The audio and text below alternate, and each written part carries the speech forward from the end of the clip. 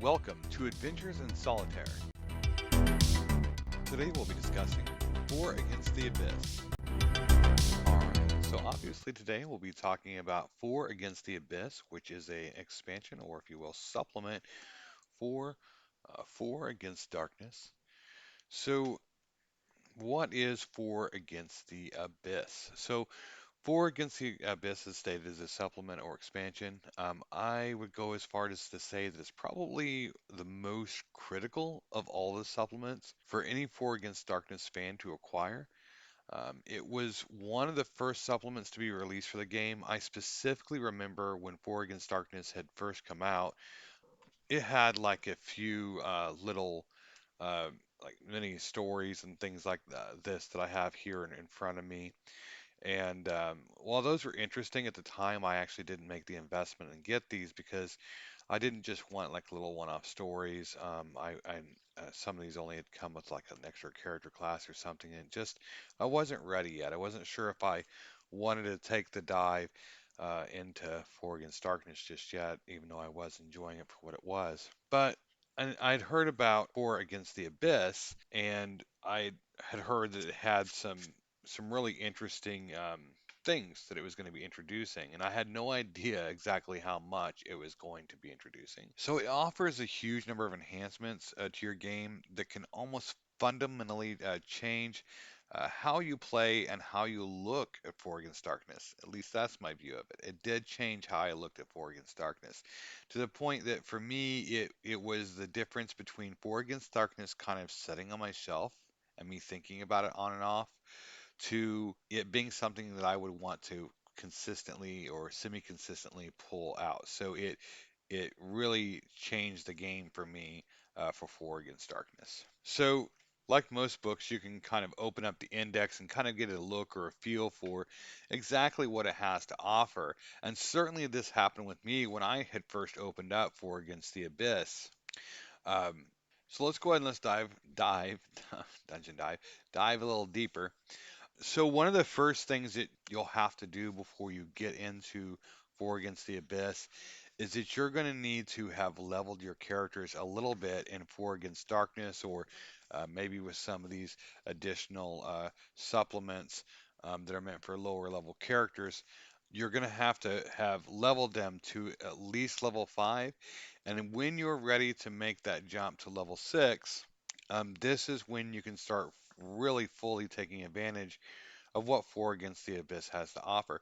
There are some small elements here and there that you can take from this and utilize in your already existing Four Against Darkness campaign that you have running if you're not yet level 5. But for the most part, most of this is meant for these higher level characters. In this book, once they have reached level 6, they are now considered to be expert level, and that's a key term for Four Against Darkness and Four Against the Abyss is this idea of expert level characters. One of the things that also happens whenever you become expert level is that you get a new die type.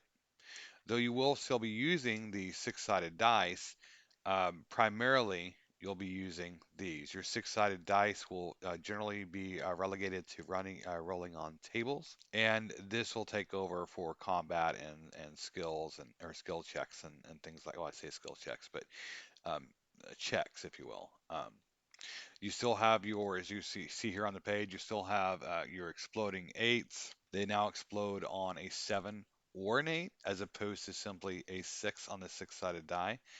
So this will definitely kind of increase the range a little bit for those chances for explosions, which is really nice. One of the other changes that you'll have is that a lot of the tables that you used to use in Four Against Darkness will no longer be used. You'll have to start utilizing the tables that are included in Four Against the Abyss. These tables are appropriately leveled with appropriate challenges in each, though you still will be making use of or can make use of the mapping tables that you found in Four Against Darkness proper.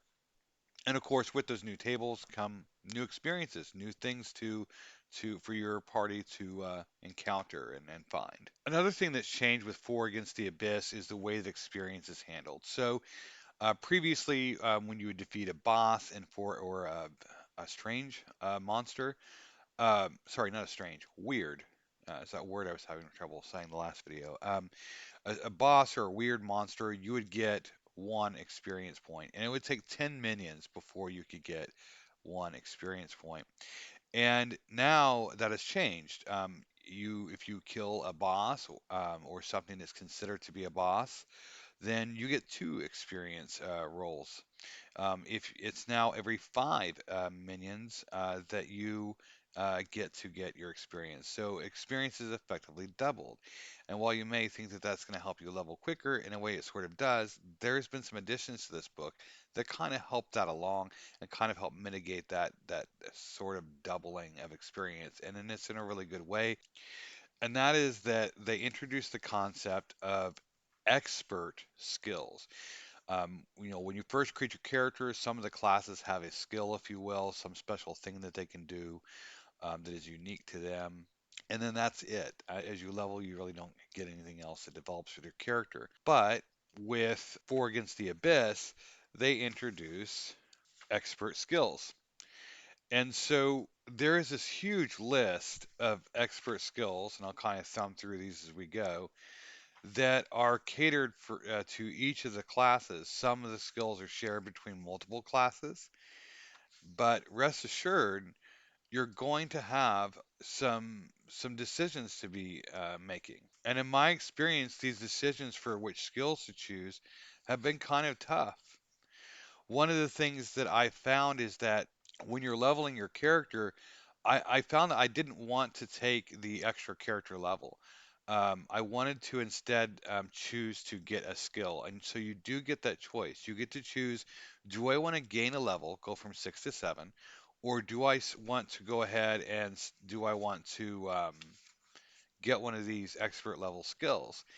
And very often, more often than not, I would want to go for these expert level skills because they helped give me more options to increase my survivability in a way that I thought was more important to me than gaining a level. So while we may think that there's, say, a level, like a hard level cap, or just a level cap of 8 with this book, because we're dealing with an 8-sided die, and the way that Four Against Darkness handles leveling is based on the die roll. It's kind of not. I mean, if you have this book and some of the extras, you can continue to level, if you will, and just not end up pushing your actual character level any higher. You're leveling through the gaining of expert skills.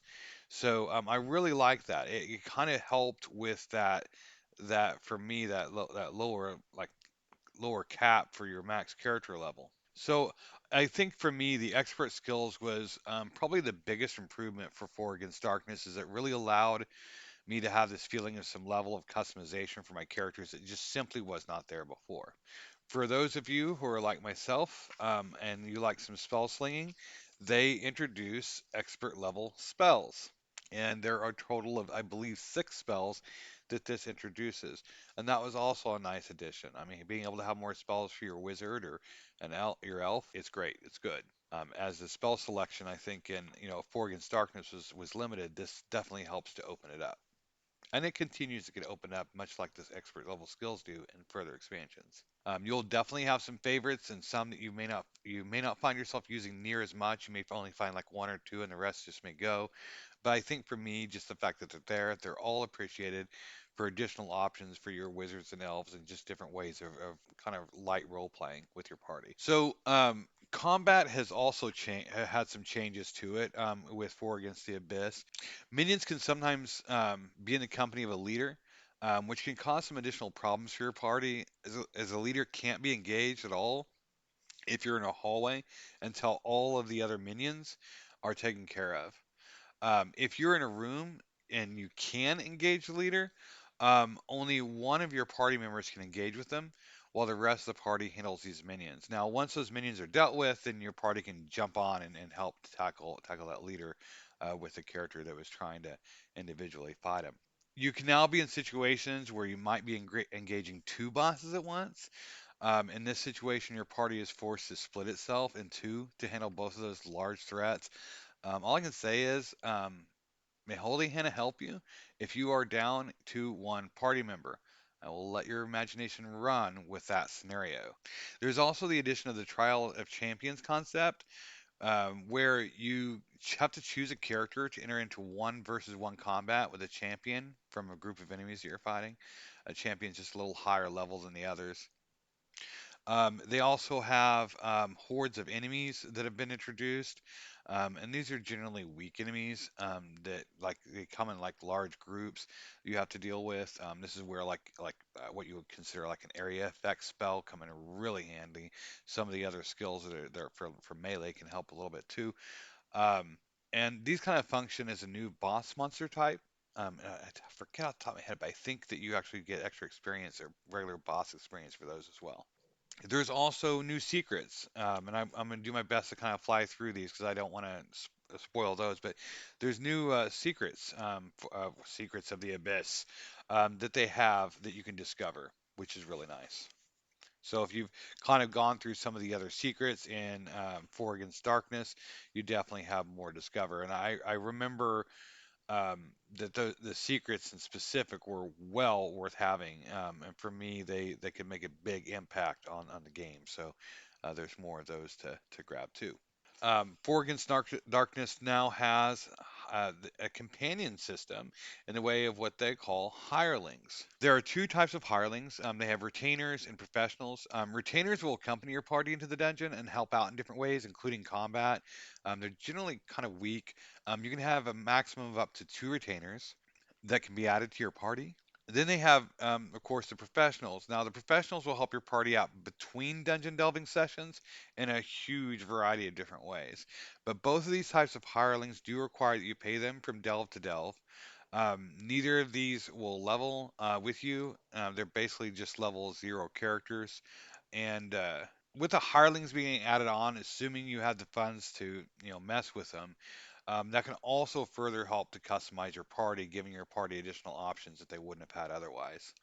We also now have the concept of madness. And I think that most of us are probably familiar with the idea of sanity in our games. This has now been introduced to Four Against Darkness with the Magnus game mechanic. If your character, by whatever means, receives a point of madness, then they start to suffer from the effects immediately. Um, this can be gained through like a monster encounter or an event, but once that the effects of madness are there, they're no longer able to trade or receive items from other characters because they have the typical, I'm not going to trust anybody, the paranoia going on. If you get enough madness to exceed your character level, then that can cause your characters to run away. This is not good. This is actually worse than death. I think a lot of us are afraid of our characters dying, the gold expenditure, etc. This is worse. You cannot bring them back from that. They're gone permanently. They are permanently MIA. They will take all of the items, gold, equipment with them when they run off. Everything is gone. So it's not fun. There are ways to reduce madness through spells, etc. I think there's some like potions or something that you can use while you're in the dungeon and between delves. Some characters are also more natural. Like I think the wizard is are more naturally resistant to madness than others. I know that I know that I've certainly had some games where madness is starting to creep up, and it was definitely something I really had to pay attention to. So that was an interesting mechanic. It just added another level of concern because I think for me, Four Against Darkness was kind of getting to the point where I was pretty good at it, and it was kind of a little bit of a breeze for me. So anything they can do to add some additional complexity and surprises that give me new ways that I have to think about the environment or how far I want to press my luck is a good thing in my book. And I'll cover this relatively quickly, but there now is this concept of, or this idea of vampirism. So now there's vampirism in the game, plague, lycanthropy, which is totally cool. I mean, who doesn't want to have to have your vampires and or have your characters become vampires or lycanthropes? So I will tell you, it's not pleasant. So I honestly never wanted my characters to become either. Also interesting and much appreciated is campaign plots. So you have a table that you can roll on. It's a very small one. It's a D6 table, and you can kind of have a random like campaign plot that can start, and it will give you the basics of what's going on, and what you need to do and what you get. You can also, I suppose, just choose from the table. You can also string these together. And so for me, that kind of that's nice because before it was just more or less I'm just going into a dungeon. Again, unless I have one of these books, which is I go through it and I'm done and that's it, and then I'm right back to Four Against Darkness, which is random dungeons. So having a reason to go somewhere and do something, I think, is which was sorely missing, is nice. And although there's only six, and you can certainly go through this pretty quickly, I'm not going to turn that away. So please, yes, put that in the book, and they did, and that was great. Obviously, with they have the additional tables, so this means you're going to get additional treasures, loot, events, special rooms, more dastardly monsters to encounter as well. So, as I mentioned before, I really do see this as a critical addition for Four Against Darkness. If you want to move beyond um, Four Against the core book here, um, I don't really think you have a choice but to get this, and that's not a bad thing. It's like it's not like you're going to want to choose not to have it. I wouldn't think. Um, it is often referenced in other books that have now since been released and continue to be released, it's referenced in such a way that it is a requirement. But even if it were not required by other material, it offers so many new additions and welcome changes that I wouldn't want to be without it. And I personally see it as an immediate purchase. So if you are getting just this and you have the extra funds and you are pretty sure you're going to like Four Against Darkness, just go ahead and pick up four. I'd say go ahead and pick up Four Against the Abyss with it. It's gonna extend your game and pretty quickly. I mean, I imagine you'll have a few failures, but it won't take you long before you're pretty good at it, and you're gonna want more. You're not gonna want that leveled roadblock. So, as with many other additions to my library, this is very much welcome, and this also is here to stay. All right, so that's my review of and quick walkthrough of Four Against the Abyss. And if you've listened this far, and even if not, thank you. We'll see you later.